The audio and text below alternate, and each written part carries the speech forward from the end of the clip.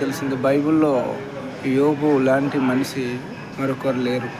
యోబు యథార్థమైన వాడు, యోబు నీతిమంతుడు, యోబు విశ్వాసం, దేవుడి పట్ల అంత విశ్వాసం కలిగిన మనిషి. యోబుకి ఏదో పాపం చేశాడు, ఏదో తప్పు చేశాడని కష్టాలు రాలేదు.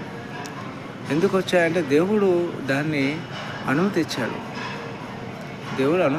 ఎందుకంటే అక్కడ ఎప్పుడైతే పరీక్షించబడతాడో యోబు, అక్కడి నుంచి యోబు ఇంకా ఉన్నత శిఖరాలకు వెళ్తాడని దేవుడు ప్రణాళికను సిద్ధపరిచాడు. నా కుమారుడా, కుమార్తె, నీ విషయంలో కూడా నీకు ఆటుపోటలు రావచ్చు, ఇబ్బందులు రావచ్చు, బాధలు రావచ్చు, ఏమైనా రావచ్చు. ఇవన్నీ నాకే ఎందుకు ఇస్తున్నాడు దేవుడు అని అనుకోవద్దు.